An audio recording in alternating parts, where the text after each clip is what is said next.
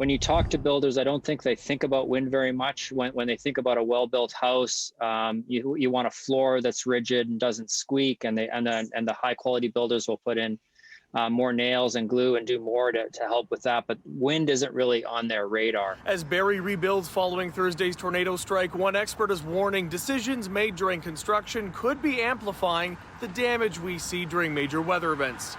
Greg Kopp is a professor of civil and environmental engineering at Western University, as well as the lead researcher with the Northern Tornadoes Project.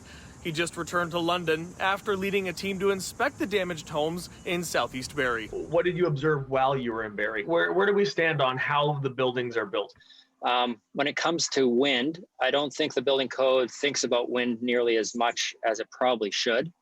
And so there's some vulnerabilities in houses. And so, for example, we often think about snow loads. We don't want roofs to collapse, and the code handles that very, very well. In a windstorm, the opposite thing happens is the wind wants to lift the roof off of the walls. So we have to think about holding the roof down. And that's where we have some weakness. So one of the challenges with how roofs are fastened to walls, really you need 3 nails to hold the truss, the top plate, and they go in at an angle. And that's what's to hold the roof down. And if that's done, the roof has some strength. It would be better than not having those nails there. And unfortunately, we saw in many cases in this tornado and many others where the wrong nails are put in or not enough nails. Is that something where it was the code that was giving wrong guidance, or is that something where whoever was building those homes either perhaps didn't know what they were doing, or they were cutting corners, or what was your sense? Well, I don't want to attribute motives to builders. If they had followed code, the nails would have been there, and I think some of this damage would have been mitigated. And we saw this in the Angus tornado a few years ago.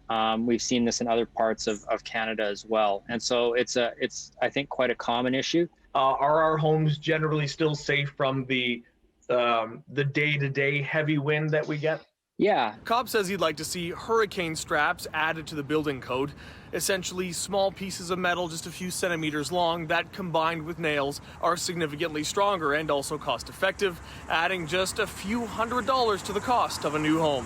It's literally adding minutes per house. Also, Barrie was far from alone Thursday afternoon. Cobb saying his team identified 5 different tornadoes across our region on the same day, an event he calls rare. It was definitely an active day in southern Ontario. For City News, I'm David Zura.